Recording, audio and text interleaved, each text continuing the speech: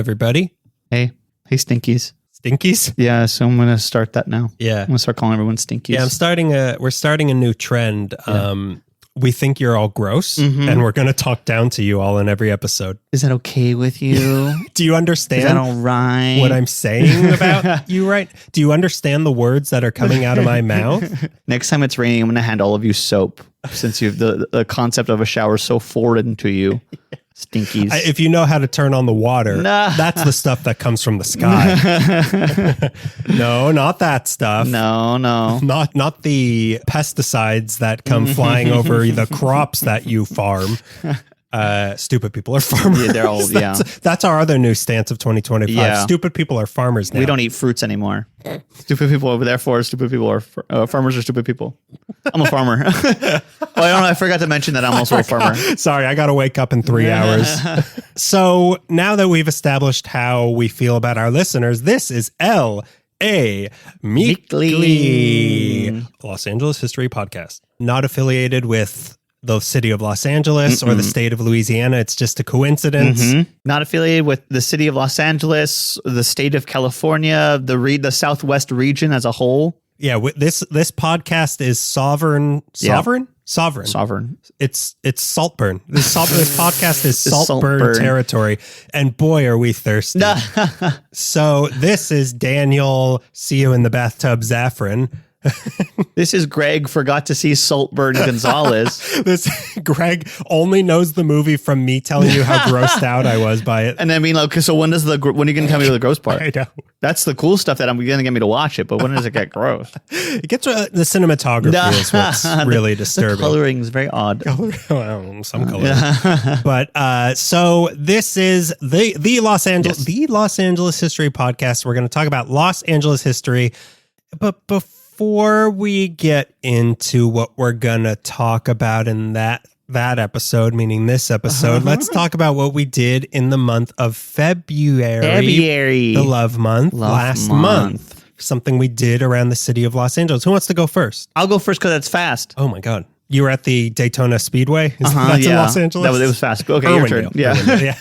I tried to go to Dantana's and I went through, I spent another 45 minutes in traffic getting to, Doheny and Santa Monica. It's an Italian restaurant. It's old LA. I get Dantana's mixed up with Tam O'Shanter's. You do. Why? I guess I'm a little racist against Irish people. I think you are a little bit racist. Wait, where's Conan O'Brien's? What do they serve?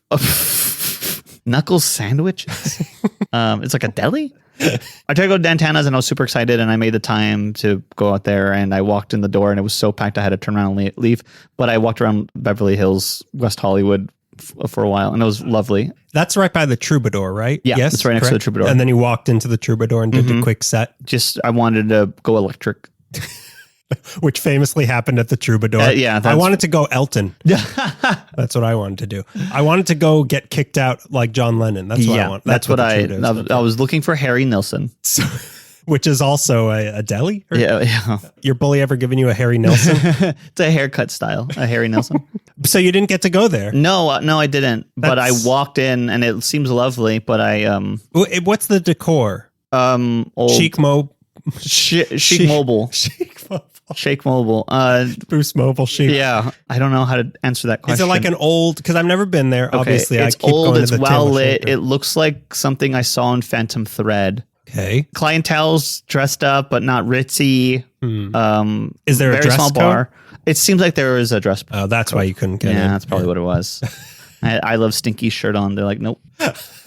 They didn't know. They don't realize you're just saying how much you support our stinky, stupid fans. My stinky, stupid farmer fans. I love them with all my stupid, stinky farmer heart. Well, that's too bad that you couldn't go to the Dan O'Tanner. Yeah, well, Dan whatever. It's money I don't have anyways. What'd you do? Well, in this, for me, it was also a food place, also an old food place, but a new old food place. Okay. I ate in the dumpster behind Dan O'Tanner. Wait, Dantana's. Wait, so there's no O. Why did I say that thing about Irish people? That was not very smart. Dantana's. You're a farmer. Wait a minute. Oh no. Well, why are all these mung beans growing behind me? So wait, it's Dantana's. Oh my God, why is this so confusing to me? Dantana's. But it's an Italian restaurant. Yes. And that's not an Irish name? No. What kind of name is that? Where's he from? I have no idea. You ask questions that are not obvious, or I don't care, so I never question. It's just called that. So you go to the place that it's called, and I don't. Why would it be called anything else but Dantana's? We got to look into this. Okay. We should start an LA history podcast about Los Angeles. I feel like nobody would listen to it.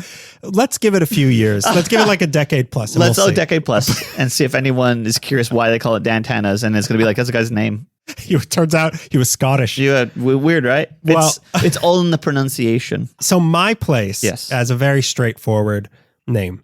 Helm's Bakery. Helm's Bakery. You know what they sell there? Italian food. Irish Italian food. You went all the way to Culver City, to that old factory. Yeah, so they just recently reopened the old Dantana's, the old Helm's Bakery factory as sort of, it was kind of confusing. Like a market, right? It's like there's a complex, like what I give you. Right. And what we've given to our fans. There's a complex that has there's Pasta Sisters, which is a restaurant, and also my siblings. And then there's another place and a furniture store. And then there's the Helm's Bakery. But I think all these buildings were the former Helm's Bakery. But the Helm's Bakery flagship building, I guess, it's a bakery. We thought that there was going to be more food than there was. Yeah, okay. Because there's a deli counter that isn't open yet because it's so new. Oh. So there was just some pre-made hot food. And then the bakery side of it. Okay. So we were with Alex, a friend to man. A friend to all. Friend to all. Yeah. It was me, Melissa, and Alex, and I got the most boring food because I've got blood sugar problems. Yeah, I gotta get pricked in the finger. I don't have to get pricked in the finger. I just need you to give me shots in the stomach like Killers of the Flower Moon. I'm begging you. I got a shot for your stomach right here. I'll give you a Harry Nilsson right in the stomach. But so I had to eat healthy, but Alex, oh my God. So the pastries looked so good. Boy. And Alex got a piece of cake. It was an olive oil piece of cake, olive oil cake. Okay. With a pistachio frosting or something. And I had a tiny little bit. I would not debate it if someone told me that was one of the best pieces of cake I ever had. It was so good. Wow. And everything they had there looked excellent. And this isn't sugar deprivation talking?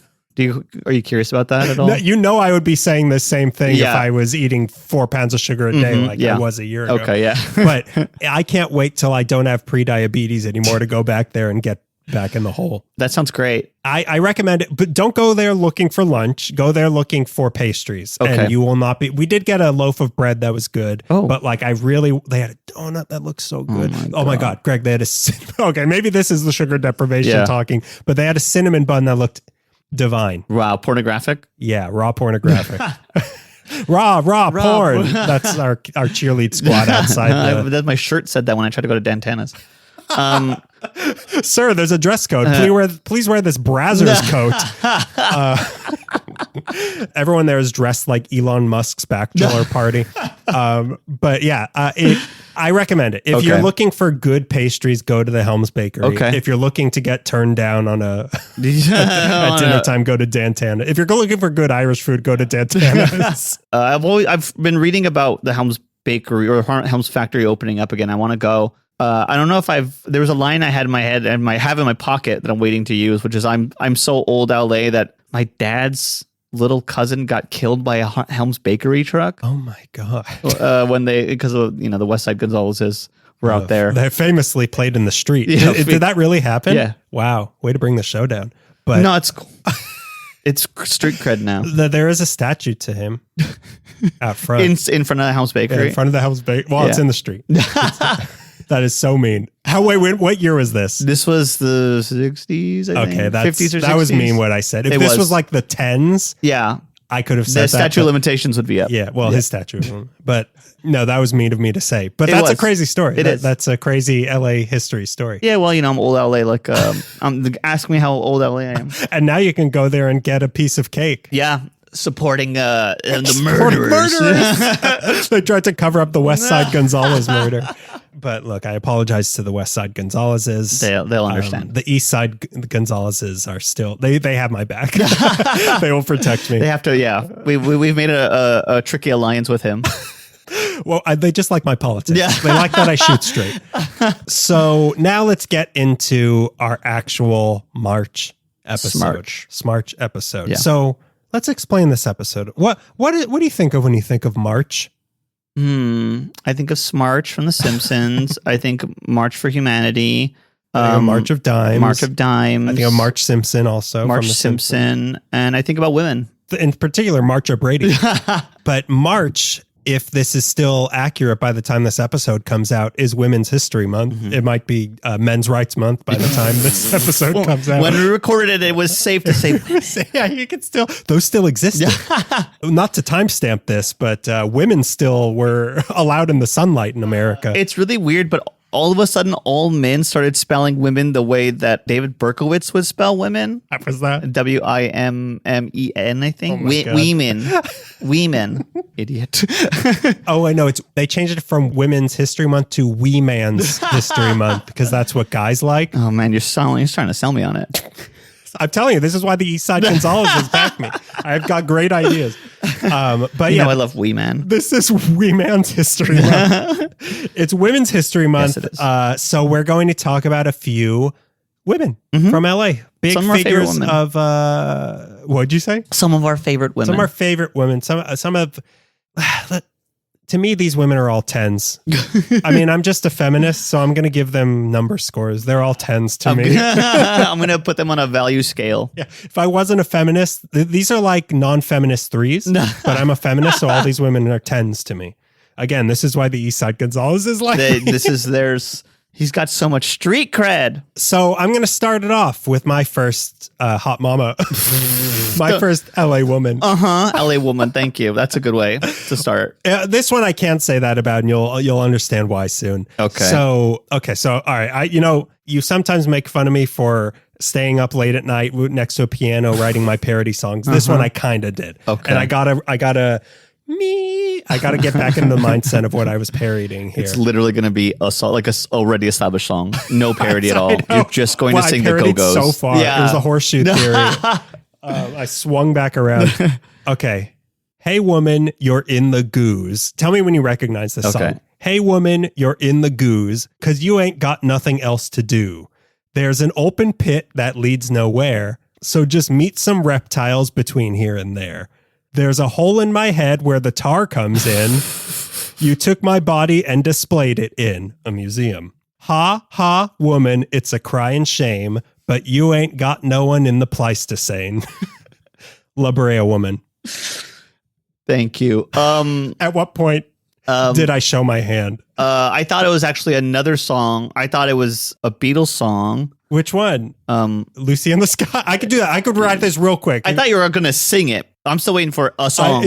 Well, if you reach over to my computer and press play. No, I didn't want to sully the beautiful vocal talent of ELO. Yeah, it's ELO. Who's not Brian Eno? Who's the guy from ELO? Jeff Lynne. Jeff Lynne. Yeah. I wouldn't dare sully the legacy of Jeff Lynne never. He's an icon. He's a traveling wheelbarrow, Greg. That means something. Does that still, in this Wee Man's History Month, does Jeff Lynne still stand for anything? The official mascot of Wee Man. We were gonna say we hated him, but Lynn's his last name, not her first name. It's his last name, so we're allowed to talk about Jeff Lynne in March. Jeff Lynne? Yeah. That's Lennon's History Month. That's next month. Thank you. So we're talking about the La Brea Woman. This is the first I've heard of it. But what? That's convoluted parody song and explanation didn't get the point across. We're talking about the La Brea Woman. Yeah, the La Brea Woman. Are you familiar with the La Brea Woman? No. So the La Brea Woman, for those who don't know her, Greg, and all of our farmer listeners, is the only human skeleton ever exhumed from the La Brea tar pits. Wow, really? Yeah, La Brea Woman. Wow, okay. Tell me. She was found in Pit 10 in 1914, about 6 to 7 feet deep in the tar, and was estimated to have been somewhere between 18 and 22 years old when she died, which is like the oldest person to ever live back then. She was carbon dated later to be somewhere between 10,220 to 10,250 years old, making her the oldest known mainland Californian. Wow. So this is old. Greg, how old is she? She was found in the tar pits. So she was 4 feet 8 to 10 inches tall and is believed by some to have been shoemashed. But to go phrenology here for a second, again, this is why the East Side Gonzalez is like me. My religious practice of phrenology. Her skull structure suggests that she wasn't shoemashed. So nobody really knows where she came from. Plus, based on the testing, she didn't have a marine protein-based diet, which wouldn't make sense if she were shoemashed unless she kept kosher.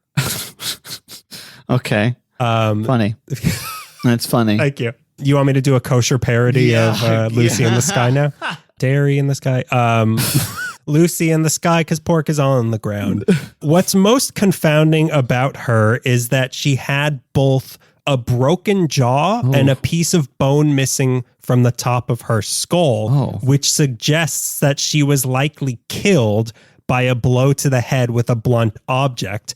This theory is supported by the fact that they never found the missing piece of the skull anywhere, which means that she would have been killed elsewhere. And then her corpse was taken to the tar pits to be tossed in to cover up the evidence. Wow. Some things never change.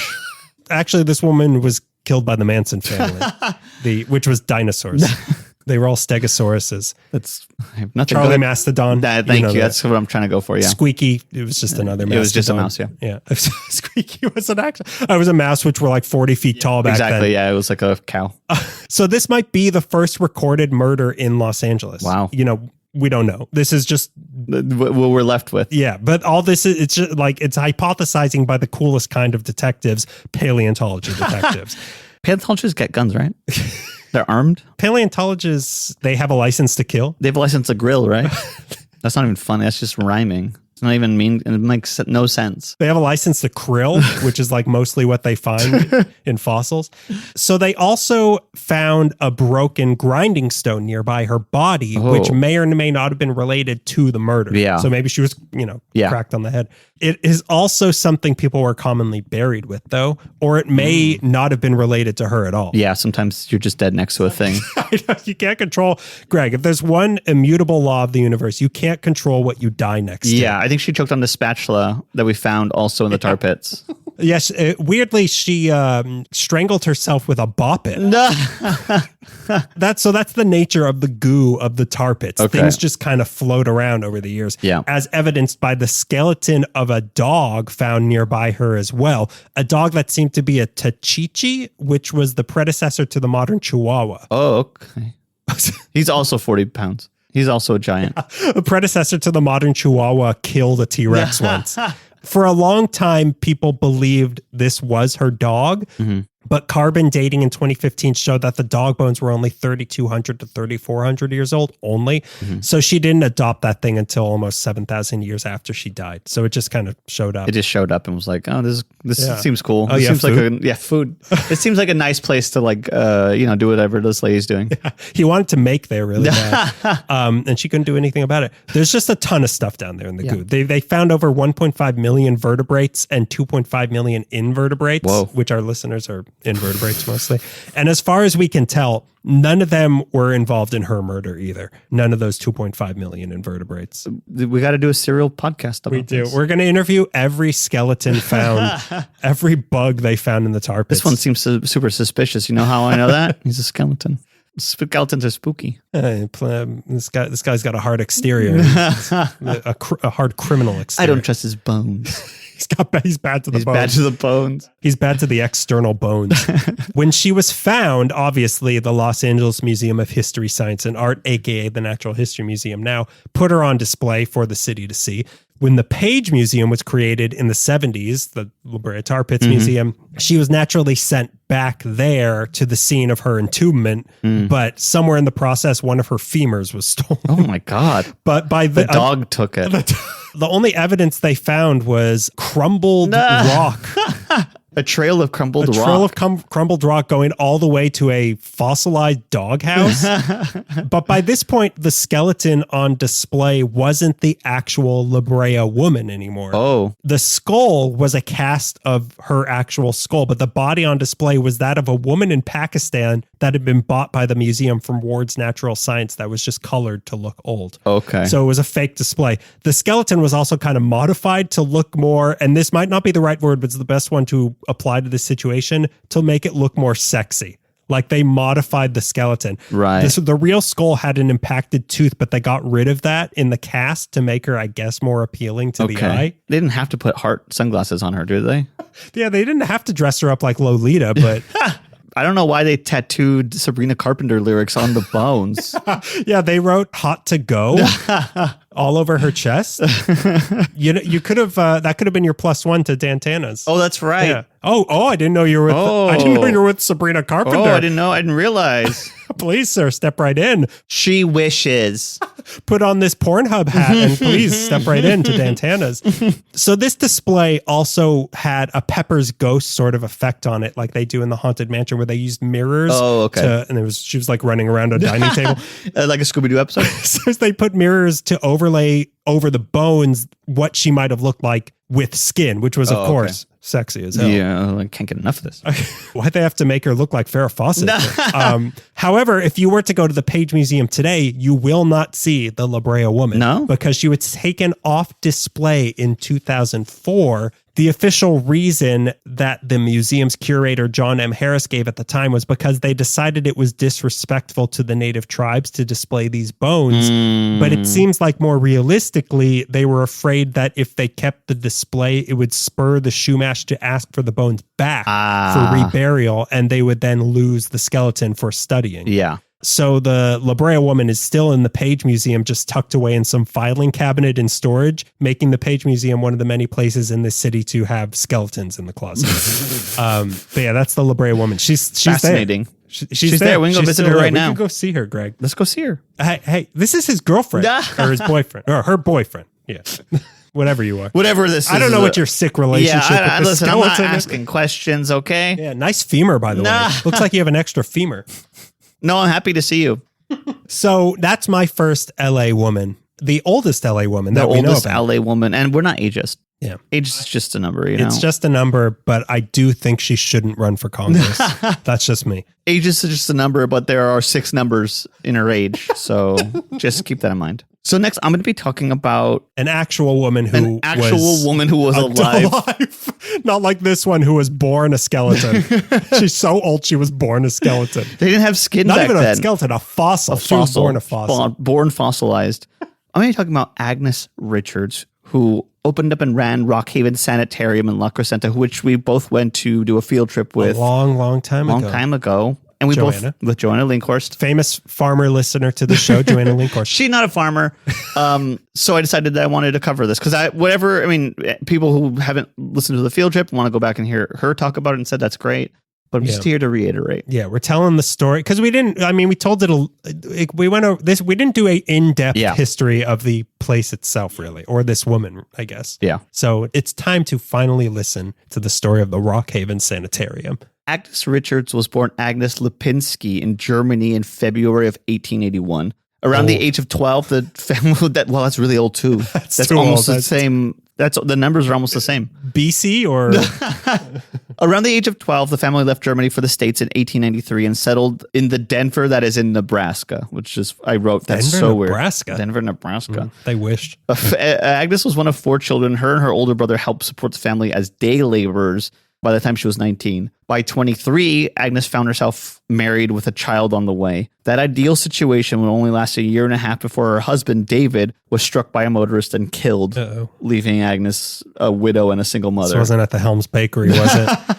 Oh, God, the cross streets. Oh, no. It's all happening. Her son Clarence was born after his father's death. To support herself and her son, Agnes found an entry-level position at the Nebraska State Mental Hospital, or as it's sometimes referred to, the Nebraska Asylum for the Insane, which is like, I support that name change. It's kind of damning. It was a different time. It was a different time. This was thousands of years ago. It was cool to call someone insane back then. The building was in Lincoln, Nebraska. Insane in the membrane, or was it just insane? Got no brain. The building was in Lincoln, Nebraska, and it was a foreboding brick structure, looked like a prison or a school for gifted spooky kids or a haunted 19th century hotel. It just like is a big scary brick building. Which it was one of those things. Yeah. At one point. At one point, it almost. I mean, it's a mental hospital. It's kind of all three. It's kind of a prison, school for gifted kids, haunted hotel. Eventually, Agnes was able to move up from quote unquote servant to an attendant and left for a mental health castle in Iowa, the hilariously named Independence State Hospital. Independence like the city, not like you're free to come and go as you please. Maximum security. Maximum security. Independence State, maximum security hospital. This hospital, like the one in Nebraska, was an imposing facility, another brooding brick and stone structure that felt like you were looking at a giant headstone. Iowa was a good change of pace for Agnes, though. She took all that she learned and observed from Nebraska, and it made her a better, more compassionate attendant at the Independence State Hospital. In 1917, she remarries, this time to a fellow attendant, James Richards, who worked at the hospital alongside her, thus becoming Agnes Richards. Mm-hmm. In 1917, now that she's married, it is more than possible for her to become a stay-at-home mom and wife and to learn, it's like lean into domesticity. Domesticity. To become domestic. Domesticated. Yeah. She does not do that. And instead continues to work and grow independence like free will, not like the city. When World War I, the mustard gas one, finally starts affecting Americans, aka when it gets real, Agnes volunteers with the Red Cross at a station in Des Moines. Serving here, she witnessed firsthand the impact of PTSD, the effect it had on soldiers. She learned how to treat injuries and illnesses and learned what it took to be like a combat nurse, which is scary. So she went... She was stationed in Iowa. But it was just the people who came back. Oh, yeah, I guess it was coming back. They came back. So not all their whole bodies. Not only is she helping people, treating people, and in some instances saving lives, she is also expanding her skill set and becoming more confident. And it's also around this period, certainly before World War II, that Agnes begins to kind of hide her German roots and muddy her origin story to not raise any red flags about being from Germany when we were at war with Germany. Or raise any like red and white flags. Crazy little like bird skeleton. It kind of looks like a Cybertruck. By 1922, bird skeleton. It's weird. Which was also found next to the Brea Woman. What is this swastika doing next to her? There's 2 million swastikas buried with her. She's one of those, huh? Fan of Elon, I guess. A friend of Elon. By 1922, Agnes had earned her RN degree from Cook County Hospital, and at the end of World War I, had left with her family to Southern California, where she continued working for mental hospitals. First was the Patton State Hospital in San Bernardino, then General Hospital here in LA. It's weird. My story, like everyone... It's like the decompression chamber. San Bernardino, like all these people who move. It's like a transfer point. Yeah, it's like, all right, spend a week to get acclimated in San Bernardino, and then you can come to LA. Because LA is a lot. Yeah. You need to like You're not ready. Ease into it. By this time, Agnes had reached the level of head nurse. She had around 20 years of experience working in mental hospitals and treating a wide range of patients with an assortment of physical, mental, and emotional ailments. And she had seen firsthand the traumatizing experience of being admitted to a mental hospital and the frightening life and horrifying treatments for the patients. Some people were admitted for serious mental issues, but in early 1910s, 1920s, you could be admitted to a mental hospital for depression, addiction, poverty, masturbation. Lock me up. Just throw away the key. Yeah. Good thing that'll never happen again. Now you get to go to farms. Yeah, you got to go to farms. Masturbation farms. Stop planning everywhere. This is one farm that has no seating problems. Oh boy, don't touch anything. You can get admitted for epilepsy, and the remedies were probably more traumatizing than the illnesses. I mean, Nellie Bly is like around this time too. Just Google cropsy. And you'll see what it's like. Oh, cropsy. Yeah. It's One Flew Over the Cuckoo's Nest. Like they take someone in who isn't necessarily mentally ill. He just, just a little rebellious. He's just a little rebellious. And his time in the hospital is what drives him insane. This is a thing that happens. She particularly noticed how bad these situations were for female patients specifically who could be admitted by the men in their lives for a wide assortment of non-insane things. Women in these situations were more vulnerable and needed extra attention to keep them safe and mentally well. They were being, admitted for the reasons like menopause or postpartum depression and would be subjected to miserable living conditions and could be sexually assaulted by other inmates or hospital staff. Sane or insane, the women in custody were especially unsafe in these hospitals. Yeah, I send her every Sunday. I send her to the mental institution while the game is on. All of this Agnes had been taking in for years, observing and analyzing and wondering if there was a better way all of this can be done. And there could be. And she would be the one to do it. Since the late 1800s, the Crescenta Valley north of Glendale and the San Gabriel Mountains had been home to several health clinics. Dr. Benjamin Briggs, a man who came west to fight TB with a warmer, drier climate, came to the area and found it idyllic, because it is. He bought large plots of land, settled there, and was the one who coined the non-Spanish term crescenta, either from looking at the crescents in the landscapes out his window or noticing how the land was shaped around the valley like a crescent. But they don't really know why. I guess that makes sense. I guess so, yeah. It's just a nice word. I never questioned it. It's like Altadena. Well, yeah. Altadena, what is Altadena isn't... Taldina.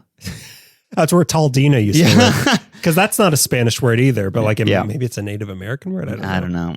He would promote the area as a haven for those suffering from lung problems like himself. So several respiratory hospitals or sanitariums opened up in Crescenta Valley. Well, that place in Pasadena, not Bowling Green? No, not Bowling Green. No, Castle Green, right? Yes. The Green Meanies? Yeah, the Green Meanies. That big old building, that was a sanitarium, wasn't it? I think it was, yeah. I want to say kind of it's almost La Crescenta.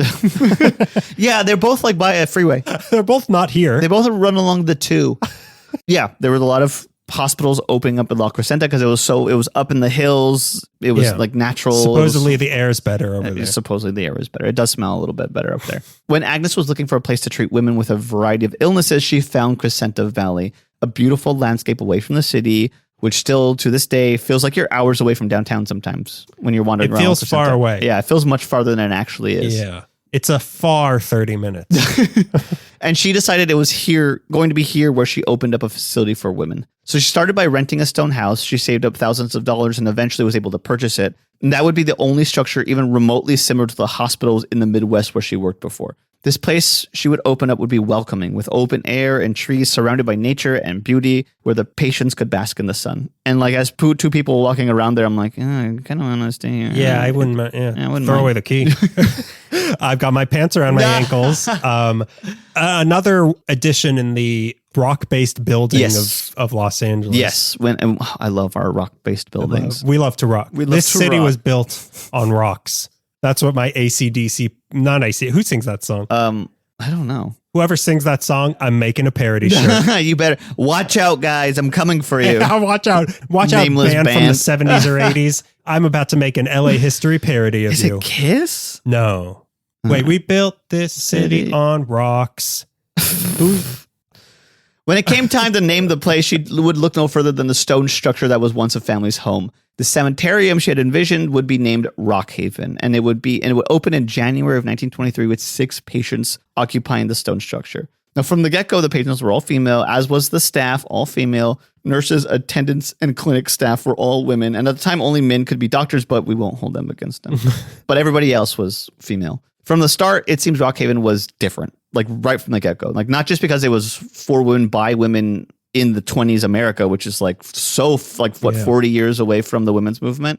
That's enough of accomplishment. Not necessarily. Okay, I'll get into it. We'll get into but it. The women's movement, like the bra burning women's movement. Yeah, the bra burners. But that Agnes was not perpetuating the asylum experiences she was exposed to in her long career. That was what was different. She wouldn't be repeating the mistakes that made her want to create her own space. Patients at Rock Haven had access to the yard, access to the sun and nature. They were not, forced to do labor. Instead, Rock Haven hired people for landscaping, and sometimes the gardening would be part of your projects. We'd do gardening together. That's RFK Jr. Patients at Rock Haven were given craft projects to work on. Sometimes under supervision, patients would get to go leave the premises and go have lunch with the hopes of reintegrating them back into society. Did they go to that kebab place we went to after they went to the kebab place. They went to that 50s diner that's on Honolulu. Oh, yeah, it's a nice little street, a nice main street they have there. I forgot about that. It is very nice. The patients were treated with dignity and humanity. Even that, patients wasn't a term used at Rock Haven. Agnes instead insisted that you refer to them as residents or ladies. The ladies. The ladies. The ladies are loose. They might be unwell, but they still deserve respect. Soon enough, the word spread about Agnes's progressive treatment of residents, and more residents checked in. The grounds expanded to admit more women to be more comfortable. As the numbers of residents grew through the 30s, Agnes purchased more bungalows from the area and had them moved onto the grounds, continuing the approach that sanitarium should feel like a resort or a home. The bungalows that were moved onto the property had living rooms and bedrooms. There were gardens. I still have pictures in my phone of our time. Like it's beautiful. Pretty nice. It's like, really nice. There's a lot of natural light. It's very open. Yeah, very open. Yeah, it's a nice place. The structures are beautiful. It's gorgeous. Especially the medical room. I loved being I love the medical. I love that big medical bay. I love the big heavy door for the kitchen supplies. Oh yeah, yeah. The kitchen was fun. The kitchen was a lot of fun. And the dining room. The dining hall's gorgeous. Yeah, it's very shining. Everyone should try to make a tour with Rockhaven. As business grew, she was able to afford to construct buildings on the premises, which included the medical structure, which is going to be like a small hospital if they needed it there. A garage was built. The dining hall and kitchen was built. 15 buildings would make up Rockhaven, and each one of them feels really cozy to this day, like walking around. Yeah, it's not a huge proproperty. No, but it was enough. Yeah. It's certainly better than where Cropsey was living. Did you watch the documentary on Cropsey? I was too scared. I listened to a podcast about Cropsey, and I was like, this sounds awful. Yeah. Like what was the, like? I forget who toured the place. I think it's Geraldo. Was it Geraldo? Yeah, somebody toured the place and came out like 5 years older. Yeah, and they were like, God should not allow this place to exist. Were they all just sitting in the dark? Because I remember the footage, and it looks like it's just like the camera light is panning, and like they're just sitting in the dark. Hey, that's the least of their troubles. Yeah, I guess the lights aren't on. Okay. Agnes. Not at this place. Not at this place. Try to find a dark spot here. Agnes also thought it was incredibly important to keep the residents of Rockhaven busy. She had seen in her years that patients who went ignored had a steep decline in their mental and physical facilities. So was this mostly like health, like TB stuff, or was this like mental illnesses? Okay. Schizophrenia was something that was anxiety issues, depression. It seemed like it was around the gamut. Later, we'll get into it. So she wanted to keep everybody busy at Rockhaven. So like I said, they would do gardening, they get their nails done, they worked on arts and craft projects and would sell them at bazaars to raise money for Rockhaven projects. Aside from regular visitor hours, on Sundays, families were allowed to have dinner in the dining hall with their loved ones. Holidays were celebrated, parties were had all through the decades. By 1930, there were 44 women staying at Rockhaven. By 1950, it had grown to 100 people, which is like, that's okay. That's a little too many. That's a little bit too many for the grounds. Now it's getting a little cropsy in here. Through the years, as dearest pal Joanna Linkhorst mentioned in our field trip episode, they had a number of celebrity type guests. The red carpet is all of the celebrities of Rockhaven. I know the big one. I remember the big one. We'll just start with the big one. Marilyn Monroe's mother was a patient there. Didn't she run away? She tried to run away several times, and we got to see the window where she like snuck out. Yeah. That was great. Billy Burke, who played Glinda, the Good Witch in Wizard of Oz, was a resident there. There's Foley's girl, Peggy Fears, was one of the women here. Yeah. Why was she there? That I didn't read. Is it because of what happened to her sister? Mm-hmm. Yeah. She has terminal wickedness. I have no. She's green. In the 60s, there were major improvements in mental health treatments. Antidepressant medications and talk therapy had people less inclined. For now. What an idiot. What an absolute disaster. What a disaster. Every day, we're back to, when did it happen? 2016? 2017? Where every day. It's worse than that. It is worse than that. It's so much worse this time. Well, look, let's focus on a nice thing. A nice lady from the past. Let's leave RFK Jr. out of it. The opposite of a nice lady. So people were less inclined to admit themselves because now medications and therapy were becoming more popular. So people were not really admitting themselves to mental hospitals or their loved ones. You can handle mental illness and maintain your life at home. You get self-medicate. It's Come fine. on. What nothing that wine can't fix. In 1967, Agnes decided to retire and put her granddaughter, Patricia Travis, in charge of running Rockhaven. I believe that Agnes dies not long after that. Gradually, Rockhaven began to veer more towards elderly care, helping ladies with dementia and Alzheimer's. Patricia continued her grandmother's legacy of treating residents with dignity. But in 2001, Patricia herself was ready to retire and sold Rockhaven over to a hospital corporation who held on to it for like 5 years, but ultimately decided it was just too expensive to maintain the property. So they sold it to private developers, as we know, who are like on the dime, ready to go, like knock it all of this down and build another apartment complex. That's been the fight for years. So maybe 20 years. Luckily, the Friends of Rockhaven was formed and fought it and still fight to this day to save it. The city of Glendale purchased the property back in 2008 for a little over $8 million, which was a success, but progress has like inched forward and now kind of like is at a halt in terms of renovations. This place is worth the money and energy anyone wants to put into it. In my opinion, one of Los Angeles' greatest accomplishments is Rockhaven. And that still stands thanks to the efforts of Joanna Linkhorst and the Friends of Rockhaven. Anybody who volunteers or gives them money, you're saving a big historical thing that is important. What about the people who record a podcast there like 7 years ago? They're next to scum. They are maybe the worst. They're not just part of the problem; they are the problem. They actively are a virus eating away at LA and the history. side effect of LA meekly covering you is that you turn into luxury housing. You turn into a cute little taco place that closes down in 4 months because it's not a sustainable business. You turn into Tacos 1986. You turn into Mr. Oh God, who? Senor Fish? No, not Senor Fish. Mr. Tempo? Mr. Something like that. Mr. Saxo Beat? Is that who bought Skull the pig Fedora? Skull Fedora bought Pig and Whistle. This just in on Variety. Yeah. The preserved grounds of this historic gem allow Agnes's vision of serenity for the less fortunate to remain living and breathing. I think it's an incredibly important place, and it's a feminist.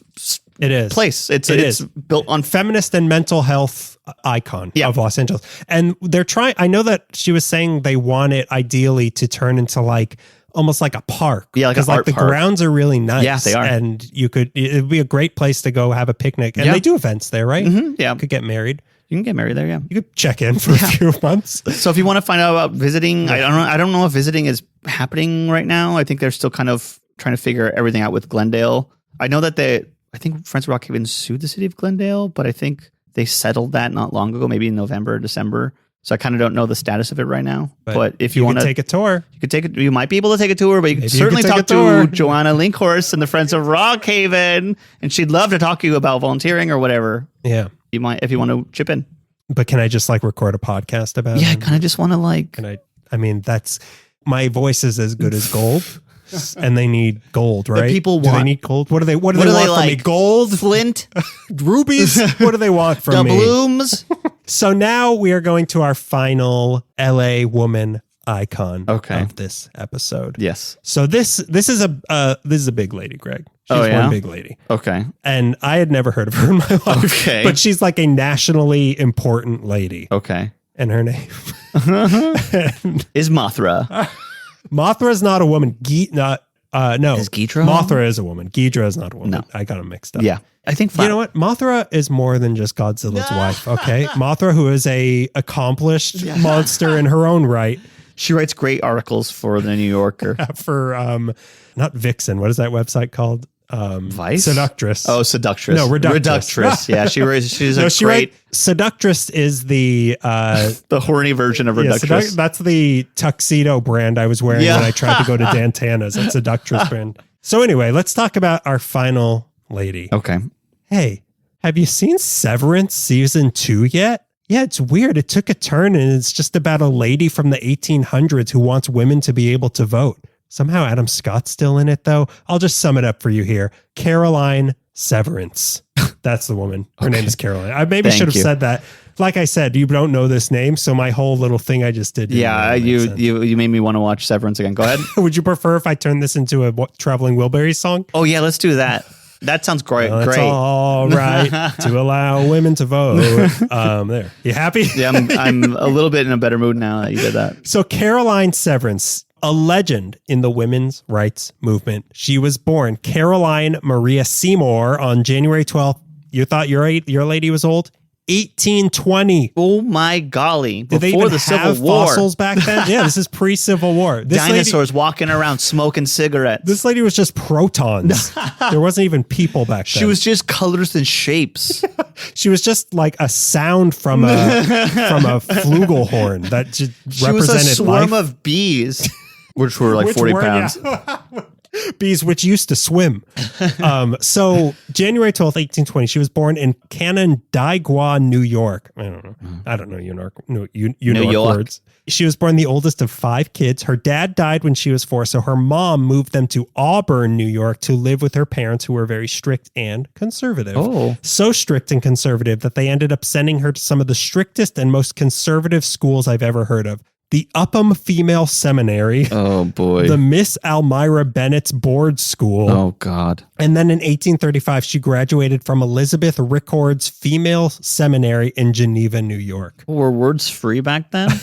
You had to name everything there'd be 10 words in every name. And then she got her postdoc at Lady Strickworth's uptight school for the oppressed or repressed. After graduating, she ended up passing on this strictness by teaching at a girls' boarding school south of Pittsburgh for a little bit until 1840, when she met and married a banker named Theodoric Severance, with whom she moved to Cleveland and had 5 kids of her own. But counterintuitive to someone moving to Cleveland, Little Miss Strict and Conservative underwent a profound change in Ohio. As opposed to old racist Peepaw and Meemaw that Caroline had grown up with back in New York, her new husband and his family were feverishly progressive people. Okay. Most notably, they were staunch abolitionists. Hell yeah. So much so that his family left their church when he was a kid when their pastor wouldn't condemn slavery. So if these... Pretty cool guy for 1840s. For 18 prehistoric. Yeah. So if these thoughts weren't already inside of her, Caroline embraced them while living in Ohio. Okay. Which is something... It's not done today. Yeah. Let's just say people are on the other side. People are side with Peepaw in Ohio these days. So she too became a vocal abolitionist, but being a woman, she was also interested in a different sort of rights, the rights of women. That's right. That's right. That's women's rights. For Women's History Month in March, I'm not going to say, yeah, you're right. I'm going to say, yeah, you're women's right. And you're going to win every argument that way. Yeah. And I don't make right turns anymore. I make women's right turns or 2 lefts. When I write a letter, go ahead. I'm not right-handed this month. It's not right-wing this month. It's women's right-wing this month. We're not controlled by And we love Lauren Boebert. All women are beloved for 1 month, especially Marjorie Taylor Greene, especially her. So curious, in April 1850, she attended her first women's rights conference in Salem, Ohio, and she was immediately hooked to this whole freedom thing. She started advocating for women's rights and social justice in general, which her husband was totally on board with, of course. But they started hosting political gatherings at their home. And by 1851, she was made vice president of the local women's rights group and attended their meeting in Akron that year, where she heard Sojourner Truth. This is how old she is. She heard Sojourner Truth give a speech, which so aligned with her beliefs that it catapulted her even further down the road of social justice. And fast. Just 1 year later, at a women's rights gathering in Massillon, Ohio, she gave her first speech on the subject of women's rights. Like she is the speaker. Yeah. The speakeasy has become the speaker.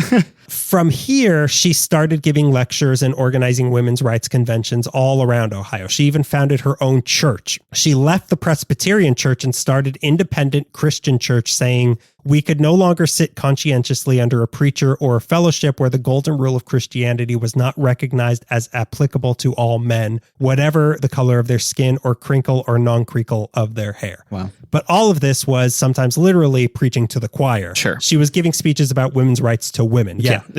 They like that. Yeah. If I know one thing about women, they like flowers and women's rights. So this Valentine's Day, get your loved one some women's rights. A bouquet of women's rights. And that's why we're doing an ad for paper women's rights. It's more sustainable than regular women's rights that you throw away at the end of March. But in 1853, she published an essay on women's rights that got her invited to speak at the Cleveland Mercantile Library Association. Cool. I like all those words. The first, I can't even begin to tell you what that might be. I don't even know. A library full of clothes? I don't know. That's just a store. The first woman to ever be invited to do so was her, to give a speech at this organization, whatever it is. Here, in front of a group of mostly white men, she gave a speech pleading for abolition and equal rights for women. And they listened, and all of America's problems were solved. Wait, no, I read that wrong. They weren't. Does she know that? Wait, this can't be right.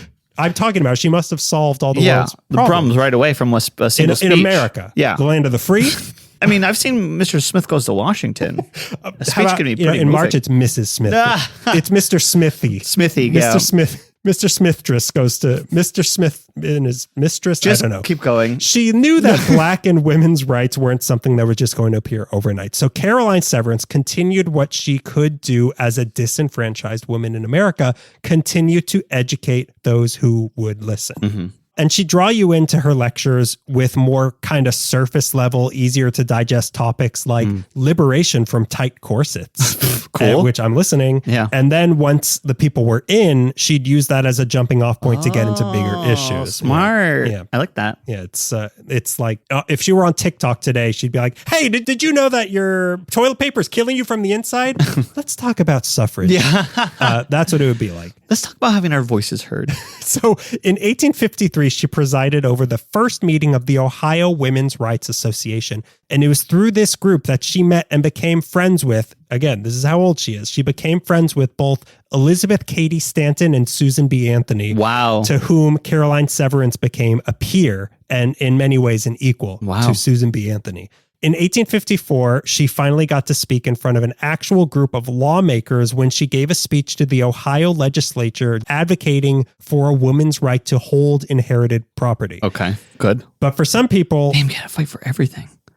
Yeah. That's what, like, yeah. It's crazy to think of how long it took to get as far as we did and how quickly it all unraveled. Mm-hmm. Yeah. It's pretty strange how fast that goes. But for some people, Cleveland is just too small a town. So in 1855, Caroline and her family moved to Boston. And by this point, she was a known women's rights advocate in Boston, where all women are respected, as long as they work at Dunkin'. So here she continued the work she had already been doing, but on a larger scale. This is a big city. Big city, yeah. A big, small city now. One of the colonies, yeah. Yeah, it's a big city for the 1800s. She held lectures out of her house featuring big name speakers like Ralph Waldo Emerson. Whoa. She joined Boston. That's a get. Who's his agent? How'd she book him? She joined Boston's Anti-Slavery Society. And again, like we were saying, this is all pre-Civil War. Yeah. I mean, obviously it's pre-Civil War. It's anti-slavery. She established the Girls Latin School of Boston and helped get women elected to the city school board. Whoa, cool. But she herself was even named to the board of directors of the New England Hospital for Women and Children. Mm-hmm. And then Civil War I hit and progressivism had to be melted down into cannons. No. It had to be melted down into pellets that took 4 minutes to load. It had to be melted down into nails and whatever else they launched at people in Gettysburg. So during the war, her husband was assigned as a collector of customs for the Treasury Department at Point Royal in South Carolina once it was recaptured by the Union. So they went to the South for a little bit. But once that horror was over forever, they moved, the horror of the Civil War, that is, they moved back to Boston. And now a big part of her progressive focus was solved. Slavery was abolished. Cool. So we did it. We don't have to worry about that anymore. Although she did campaign unsuccessfully with Susan B. Anthony to get the word male removed from the 14th Amendment. They wanted to just say person so that women would also be included. Right. Not so fast. But now one huge accomplishment at a time. Yeah. Okay. Give me a break. I just got back from war. That's what all the men in America say. Yeah. But now the focus of women like her became almost entirely on getting women the right to vote. Okay. And this was the struggle Caroline Severance is best remembered for. To start, on February 16th, 1868, she opened the New England Women's Club, which actually opened 1 month before the unfortunately named Cirrhosis Club, which I think they were going for like sorority, but they called it the sorority. This is something we would do. Yeah, this is a grade 1 mistake. So the Cirrhosis Club in New York opened a month after them. But the Cirrhosis Club is conventionally credited as being the U.S.'s first professional women's club, even though this one in Boston that Caroline Severance helped open a month earlier. Weird. East Coast, more East Coast biased. It's a time change. But clubs were really where Caroline felt change for women was going to happen. Mm-hmm. She saw them as a place where women could gather and exchange ideas and be educated on political issues that affected women directly, and as venues to push social reform. Okay. Like when you get these women in a room together, they can talk about things. They can be educated by things that their husband doesn't want them to be talking about. Yeah. It was a way to get women physically out of the house and metaphorically into the social conversation. And her women's club was the first place of its kind to offer this. She would go on to found many clubs over her life, which is why she got the nickname the Mother of Clubs. That's all. She was also a great blackjack player. Mother of Clubs. She also loved trance music. She was at Coachella for the first, pre-Civil War Coachella, which was a battle. But with the focus of the women's rights movement shifting after the Civil War almost entirely on getting women the right to vote, this caused a rift amongst the heads of the movement of how best this could be done. Okay. Caroline's club actually became controversial among some suffragettes because her club didn't focus exclusively on getting women the right to vote, but rather on promoting a general uplift of women to empower them to think and choose for themselves. Okay. So it wasn't single-mindedly focused. It was like, let's just make women better overall, rather than just this one thing. Mm-hmm. It even led to a falling out between herself and Elizabeth Cady Stanton and Susan B. Anthony's National Women Suffrage Association, because Stanton and Anthony actually opposed the 15th Amendment to allow men of all colors to vote, where Caroline supported it. They didn't oppose it because they didn't want black men to vote. They opposed it because it only included black men. Oh, I see. With such a massive shift in American rights about to happen, they didn't want to be left out of that moment, because who knew when a shift like this would happen again. Agreed. Spoiler, not until the next century. So yeah, they didn't win that battle. Yeah, but they had to put that fight up to win later. Much later. Yeah, much later, but later. So Caroline figured, take the wins when you can get them. Yeah. Like, let black men have this, we'll get ours. Yeah. They're not like, don't let this opportunity go away. That was her thinking. And she also felt that the smartest path to a woman's right to vote was on a state by state level, whereas Stanton and Anthony wanted it on a federal level. Right away. Caroline also felt men needed to be included in the fight, whereas Stanton and Anthony could not care less about men. Cool. Hint. Smart. Apparently. Okay. Yeah. Got it. Loud and clear. Let's just say that they also know some Wicked references. Wicked reference. So as an alternative to the NWSA, which don't ask me what that stands for. Yeah. Caroline Severance in 1869 helped found the American Woman Suffrage Association, which more aligned with her vision of the path to women's suffrage. Okay. But just as a quick character sidebar on Caroline Severance, progressive as she was still progressive by 19th century standards. Yeah. Yes, she believed the most vital tools to empowerment that women and people of color needed were access to social services, education, and healthcare. Yes, she hated capitalism and millionaires. Yes, she wrote to J.P. Morgan asking him to distribute his fortune to the people working for him doing manual labor. She was also pro-temperance and felt that a woman's role, even with equal rights, was to be a wife and a mother. Ooh. So, okay, that's her opinion. It's fine. That's not wrong. Hey, I'm on Susan B. Anthony's side, okay? And what a side. A real modern 1870s woman. Yeah. But Greg, why are we talking about this old broad in Boston? What does she have to do with LA? Yeah. Well, in 1875, her husband's health started failing, so they relocated to sunny, healthy Los Angeles. The air will cure me. Yeah, where women come to bury their husbands, women from the East Coast. 2 of their sons lived out here, so they figured they might as well join them from damp-ass Cod City back east. The plan was actually that they were going to live on the 9,000 acres her husband bought in San Bernardino to grow oranges as his new career. But Caroline said, no way am I living in San Bernardino. So they bought a house at 806 West Adams that they called the Red Roof. Whoa, okay. Yeah, it was that neighborhood. Yeah. And from here, she hit the ground running in reshaping really the culture of the city via the influence of women. Okay. In 1876, she started the Free Kindergarten Association, which moved a trained kindergarten teacher to LA and then bought an empty house to convert into the city's first kindergarten. Wow. As a proof of concept to get the school system in LA to start offering kindergarten as well. Wonderful. And they did. It worked. The proof of concept was the proof of concerts was successful. They just played Cheaper by the Dozen, and they're like, this is great. Every city should have this. We've got at least 6 hours of Barney, which back then was an actual footage of an actual dinosaur. Who played guitar. Which back then was a fish.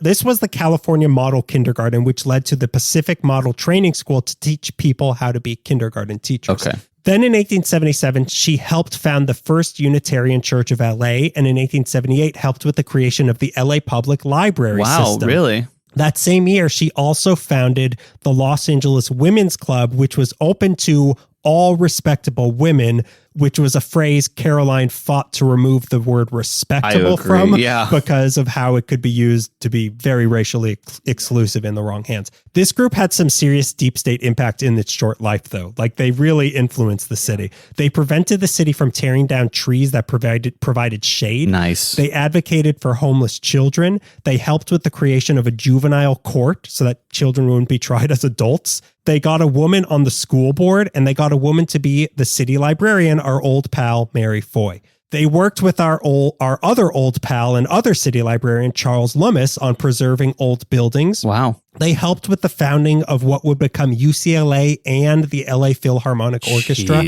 Caroline Severance started being referred to in the local press as Madam Severance and got a new nickname, the Ethical Magnet of Southern California. Pretty long. A little long. Call me Snake. She really wanted to be called Snake. Call me Snake. I got this tattoo, and look, when I flex it, it looks like it's biting this tattoo of a man. Yeah, women and snakes, I don't know. That didn't go well for men last time. I'm on Eve's side. But the Los Angeles Women's Club kind of fell apart. But in 1881, she spun it into a new organization that was much longer lived, lasting until the 1990s. Wow. The Friday Morning Club. You might have come. Yeah, I heard of it too. It comes across in research for other things. Yeah. But like I said, this is like deep state influence. Like, their tentacles are everywhere. Yeah. Good tentacles. Good tentacles. Tentacles of good. This started with about 80 women meeting in the parlor of the old Hollenbeck Hotel at Spring and 2nd. Uh-huh. And it was the LA pinnacle of her belief of a place where women could meet and discuss things, and that being the key to civic reform as well as cultural and social advancement. Okay. With their help, Caroline started the Orphans Home Society in 1883, the Horticultural Society, and in 1885, the Women's Cooperative Union to help working women find places to live. Okay. Working Woman. Is that a movie? Working Girls. Working Girl. Did they find Working Girl a place to live? Eventually, the club grew from its 80 members to 3,800 members, with the aforementioned Mary Foy being one of them. It also inspired imitators. By 1892, there were over 30 women's clubs in LA, and by the 1920s, there were 172 of them. Her beloved husband died in 1892, but that didn't stop her at all. After she died, for some reason, she renamed the house El Nido because it's real neato that your husband's dead. And it's real neato that I got away with it. El Nido, they didn't catch the cyanide. And they relocated the weekly meetings of the Friday Morning Club into her house, where she oversaw discussions about progressivism, peace, anti-imperialism, and her growing devotion to Christian socialism. Wow. Which sounds cool. I don't know what it is. It might be kind of weird. I retract my statement that it's cool. I don't want that getting out to the press. I thought the guy's name was Christian Socialism, like Christian Slater. Christian Slater Socialism. Yeah. Socialism is his real last name. Slater's his nickname. She even invited the wife of Booker T. Washington to speak at her house, which some of the progressive women for the late 1800s got mad about because she was black. Caroline responded by saying, "I am amazed at theological positions of Americans of culture and broad views who can draw the line at color." Right. But again, she herself wasn't without her questionable decisions. In 1902, the General Federation of Women's Clubs met in LA, and during this conference, it was decided under Caroline's watch that each state would be allowed to decide if the women's clubs in their states could be segregated. So she didn't push back on this, which her own daughter called her out on how she could let something like that happen. But again, Caroline was a let the states decide kind of person. Right. She wanted to focus on political equality before social equality and felt that forcing these women's clubs across the country to integrate before they were mentally prepared to would cause division that would only hurt the greater cause. Okay. That was her thinking. Okay. It's not correct or not. I have no idea. It's not thoughtless. It's not thoughtless. It's not thoughtless like other decisions people have made. So her house became one of the progressive hubs of LA at the time.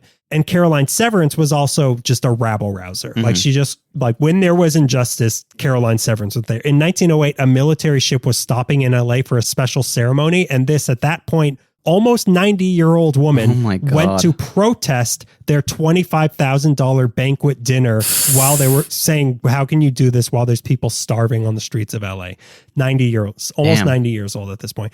Well, with all the various things the Friday Morning Club helped get done in the city, their main focus, once again, was getting women the right to vote, which all of her efforts got her closer than they ever had before in 1896, when the right for women to vote was finally put on the ballot in California. Because of her, the people of Southern California approved it, but there was no Caroline Severance upstate. So because of the small-minded men of San Francisco, women in California did not get the right to vote in the 19th century. Damn, so close. And this defeat was so crushing and such a blow to morale that it almost ended the women's rights movement in California entirely. Like, think of how we feel right now after Donald. Like, that's how it felt. Yeah. Like, it felt so like a crushing defeat. It felt like I can't do this again. Like, how do we do this again?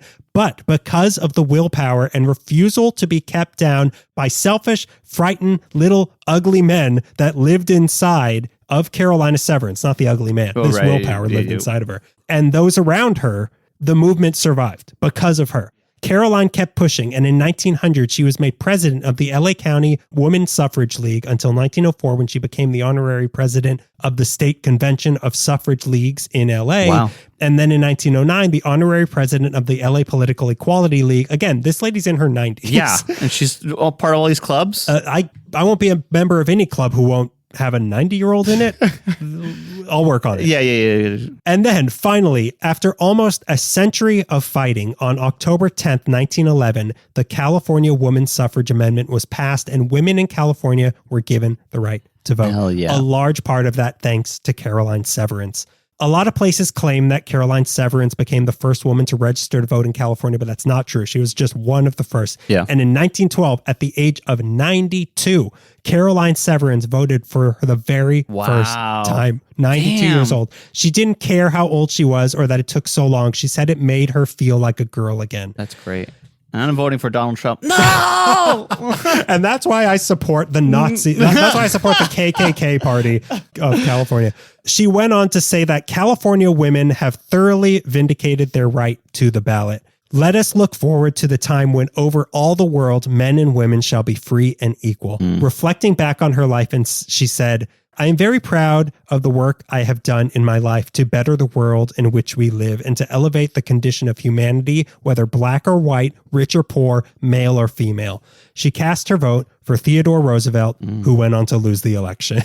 Okay, that's fine. That was a good guy to vote for. Yeah, she picked the right one. She picked the right one. Caroline Severance died just 2 years later on November 10th, 1914. When she did, the LA City Council adjourned so that they could all attend her funeral at Angeles Rosedale Cemetery. Wow. That's how important she was. Yeah. They stopped the government, Greg. They stopped the meaningless government of Los Angeles. The stretch of street that her house was on was renamed Severance Street. Oh. Today, there's also Caroline Severance Manor at 2914 West 8th Street in Koreatown, which is an 85-unit affordable housing building made by the California Community Foundation Land Trust, and Caroline Severance's very own First Unitarian Church of LA put this together. They also have built-in childcare next door at this place. So, Greg, I beg of you to remember how much time and effort went into real, tangible progress, like getting women the right to vote next time you're the grandmaster of one of your men's rights demonstrations. I beg you to think of Caroline Severance and how long it took her. How many men think that they're the Caroline Severance of men? I'm going to get men the right to vote back. I'm going to get men the right to vote twice in every election. Our vote counts twice as hard. Your vote counts for 0.75. Yeah, 0.75. Oh my God. But yeah, those are a few women of LA history who made like huge impacts. Yeah. Like California wasn't the first state, but it was one of the first few states to allow women to vote. And yeah, it's a long, hard journey. Yeah. And it's crushing to see it being rolled back so quickly. Like it takes you forever to put together a domino thing that you want to set up. And then when you knock it down, it's gone. And although I guess you want to knock down the domino thing. Yeah. Let me change that to Legos. Okay. This is a Lego thing. Yeah. Like a Lego thing you really want to knock down. Yeah, but you want to hear that sound of it just like scattered Legos you everywhere. Just want to take a blowtorch to it. But yeah, those are some, I mean, the Brea Woman didn't do much, but she existed, and that's enough for us. In today's economy, existing is enough. That's all you can You're really doing hope better for. than most people just by existing. But yeah, that's our Women's History Month celebration. Before we have our listener question, we have a listener question. A plug. Oh, go ahead. Why not? Join our Patreon this month. Patreon.com/LAmeekly. For $5 a month, you'll get a handwritten postcard each month from us from a different place in LA. Just for joining, you get a sticker. It helps keep the show afloat financially. Oh, money. And again, I mean, we don't donate the money, but our word is like gold. Like if we talk about something, it comes true. Mm-hmm. So like we manifest. Yeah, we manifest. We help. Our vision board is so potent. Dude, guys, we give the gift of exposure.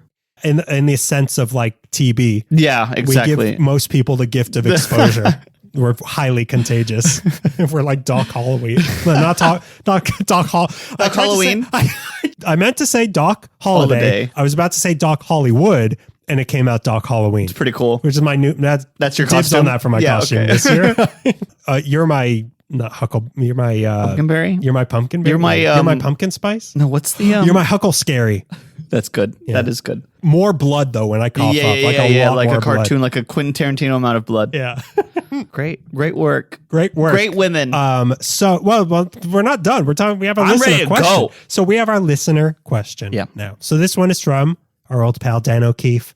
I love him. Listener question superstar Dan O'Keefe. One of the best we've ever had. I'll also add, hey, email us some listener questions so we don't keep manifesting Dan O'Keefe into the world. We're giving him too much exposure. Yeah, we're creating a multiplicity situation with Dan O'Keefe. Who knows how many Dan O'Keefes there are out there? So many. It's a Dan Keefe 17.